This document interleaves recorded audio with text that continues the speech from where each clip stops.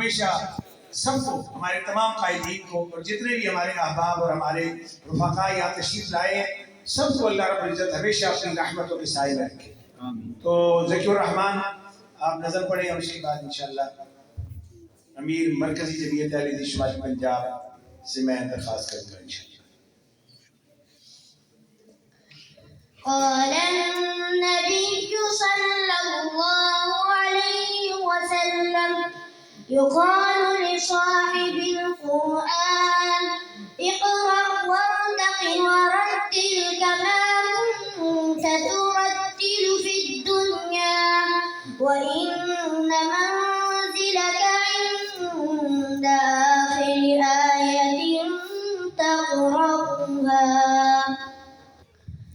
کیا تجھ کو میری عظمت و رفعت کی خبر ہے؟ کیا تجھ کو میری عظمت و رفعت کی خبر ہے؟ کیا تجھ کو خبر ہے یہ سفر کیسا سفر ہے؟ میں حافظ قرآن بنا رب کے کرم سے، استاد تیری محنت و شفقت کا ثمر ہے۔ استاد کی الفت تو ہماری وہ خطائیں، بھرپور محبت سے کی سی سزائیں، دن بھر کی مشقت تو کبیروں کی دعائیں، اللہ کو محبوب ہماری ادائیں، اللہ کو محبوب ہماری ادائیں۔ یہ آج میری ماں کی دعاؤں کا اثر ہے، استاد تیری محنت و شفقت کا ثمر ہے۔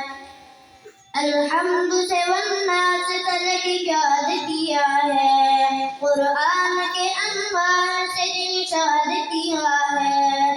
اللہ ہمیں خوب عمل والا بنا دے، اللہ سے پھر رو کے فریاد کیا ہے، اللہ سے پھر رو کے فریاد کیا ہے۔ کچھ مرتبہ حاصل مجھے دنیا میں اگر ہے، استاد تیری محنت و شفقت کا ثمر ہے۔ اب اس پہ عمل کے لیے ہر وقت میں تیار، کہ میری جتن ہے کہ بنوں غازی کردار۔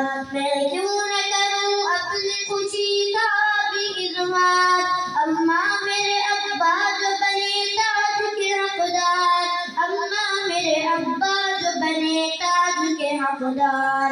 اللہ کی رحمت کی نظر میں میرا گھر ہے، استاد تیری محنت و شفقت کا ثمر ہے۔ فرمان محمد ہے کہ ایک درجہ بڑھے گا، حافظ جو وہاں عشر میں قرآن پڑھے گا۔